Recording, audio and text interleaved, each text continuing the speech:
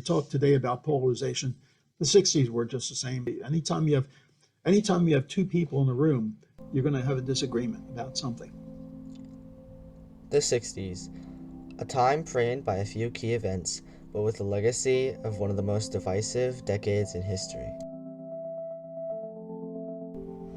A time of great change, breaking down barriers, but also a time of preventing change somewhere halfway across the world. It all started with Kennedy.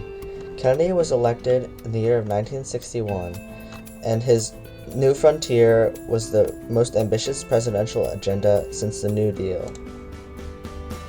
He wanted to stimulate the economy, reduce unemployment, support growth and democracy abroad, and establish an important economic position on the international front.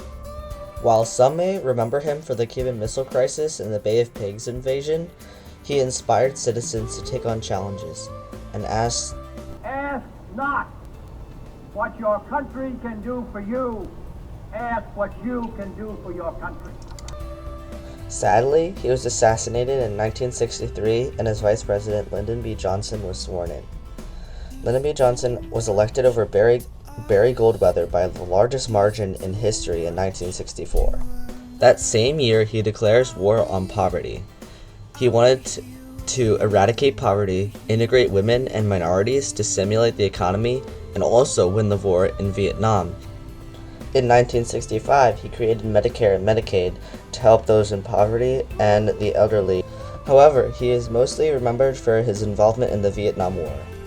He reported escalation of the war, and along with this, many protesters began to protest against the war, beginning on college campuses. They wondered if this was the beginning of a domestic war to liberate the South Vietnamese people.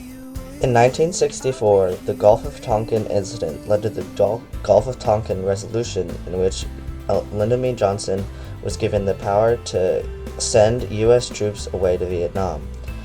He started a draft which caused even more conflict with the citizens. They didn't want their young men being taken away somewhere halfway across the world for containment. They didn't think that containment was worth paying in young Americans' lives. Protesters such as Martin Luther King Jr. advocated against the war. However, his focus was mostly on the rise of the civil rights movement. This consisted of many protests and achievements, such as Brown vs. Board of Education, or Freedom Riders hopped on buses and protested segregation. The March on Washington and MLK's "I Have a Dream" speech is one of the most famous events of the civil rights movement. Bloody Sunday took place in Selma, Alabama, in which peaceful protesters were blocked on a bridge, brutally beaten, and tear gas, in which many were hospitalized. The Voting Rights Act of 1965 was a key success in the civil rights movement, banning many Jim Crow laws. These laws prevented blacks from voting or achieving equality through indirect laws. On April 4th, 1968, MLK Jr. was assassinated. In the background of all of these politics, however, emerged new inventions and something called the hippie culture. The hippie culture consisted of generally white, middle-class teenagers and those in their 20s that belonged to the baby boom generation. They experimented with communal living arrangements, developed vegetarian diets, and practiced holistic medicine. They were known for their unique style, long hair, unconventional, and sometimes wearing psychedelic colors. Many new rock artists appeared, such as the Rolling Stones, the Beach Boys, and Elvis Presley, which deeply influenced this rebellious lifestyle.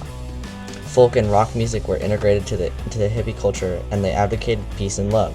They promoted recreational use of hallucinogenic drugs such as marijuana, and they often sought spiritual guidance from sources outside the Judeo-Christian tradition. Science was also changing. NASA began its Apollo missions because the US wanted to go to the moon. The space race was still raging after Sputnik was launched into orbit. The US launched TIROS-1, which is the first ever successful meteorological satellite. In 1961, the first man, Yuri Gagarin, was the first person in space. On July 10th, 1962, Niels Bohr receives patent for the safety belt. In 1963, there's the first human kidney transplant. 1964, two professors at Dartmouth College created a new computer language, BASIC.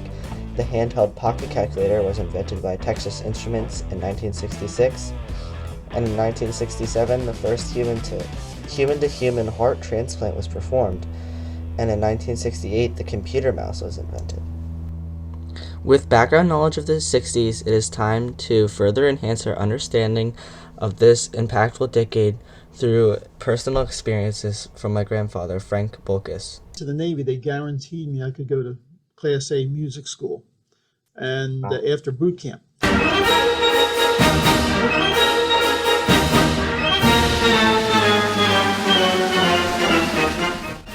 The Navy Band is the premier musical organization of the U.S. Navy. It is made up of 6 main performing groups, as well as many other smaller ensembles. Since 1925, they have been entertaining audiences and supporting the Navy, utilizing some of the highest tier musicians in the country. 170 musicians are recruited from the best of music schools and music organizations. They perform 270 concerts and 1,300 ceremonies every year. Both nationally and internationally, they prove their musical and military excellence. They certainly are the world's finest. I heard there was an opening in Washington, and I put in an application to audition for it because it's a competitive audition. Competitive audition is right. He had to play for 2 straight hours of sight reading without any mistakes because he didn't go to college for music. He also had to play set scales and a piece in front of the committee. So you said that you went through boot camp. What was it like? It was 11. Well, actually, it wasn't too bad. A little bit different than the Army or the Marines. We actually had enough people in the boot camp that I was. We had about 100 people that were actually just musicians, and so they put us together separately.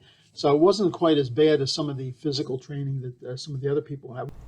Before he joined the Navy Band, he was in the Navy School of Music, and before that, he joined the Navy.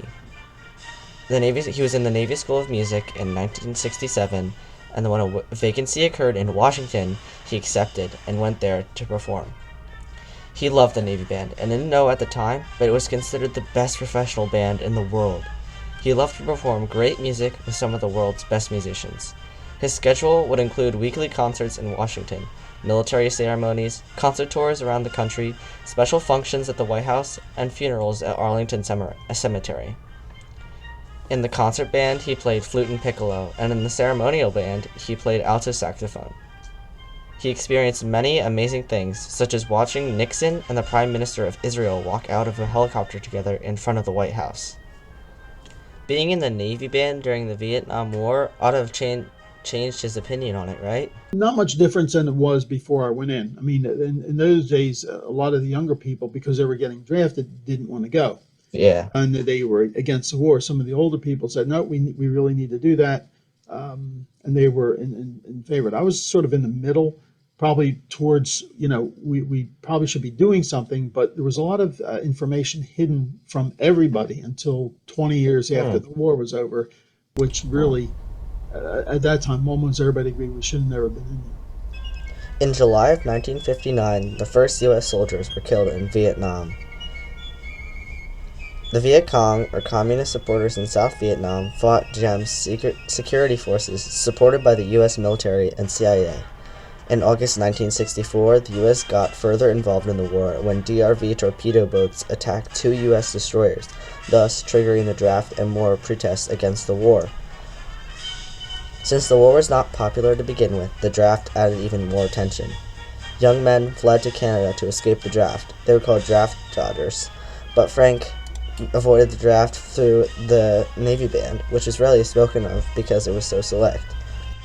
Slowly after 1969, troops in Vietnam were reduced from a peak of 549,000 in 1969 to 69,000 in 1972. Now Frank was really lucky. Not only did he not have to go to Vietnam, but he also got to experience some amazing things with the Navy Band. Other than watching Nixon walk out of a helicopter, he played at the dedication of the Moon Stamp, in which he played for Buzz Aldrin, Neil Armstrong, and Michael Collins. The Moon Stamp was created to commemorate the Apollo 11 moon landing. This incredible achievement was a product of many, many, many years and hours of hard work by NASA. Leading up to it, there were missions such as June 3rd through 7th, 1965, Edward H. White performed the first ever spacewalk, essential if the U.S. wanted to walk on the moon. The lunar orbiter was not originally intended for the Apollo program, but was used to map the moon and run experiments. This project was on NASA's back burner for 1 year between August 10th, 1966 and August 1st, 1967. January 27th, 1967, a fire broke out in the module of Apollo Saturn. 3 astronauts perished tragically, and this lowered enthusiasm and support from the public for the U.S. space program. From October 11th to the 22nd, 1968, Apollo 7 sent astronauts into orbit to test hardware for the moon landing. There were more missions like these preceding the moon landing. The U.S. space program was shocked awake after Sputnik. The Apollo program was a program of NASA to reach the moon. Apollo 11 was the first ever mission to land on the moon and return. Did a lot of reading, and most of the reading I did was science fiction. Because this is before Star Trek, any of that. So just for some reason, it just seemed to be fun. He was always interested in flight, and so it just naturally extended to space. His love for space was definitely influenced by literature and cinema, for example, Star Trek. He read every science fiction novel in the local library near his home. I have a similar interest in space to Frank's. I'm fine watching, but it fascinates me. This fascination led to Frank when he was in his apartment, watching in amazement on his black and white TV while the moon landing occurred. This was his favorite NASA mission, but he followed every preceding and succeeding missions that were on television.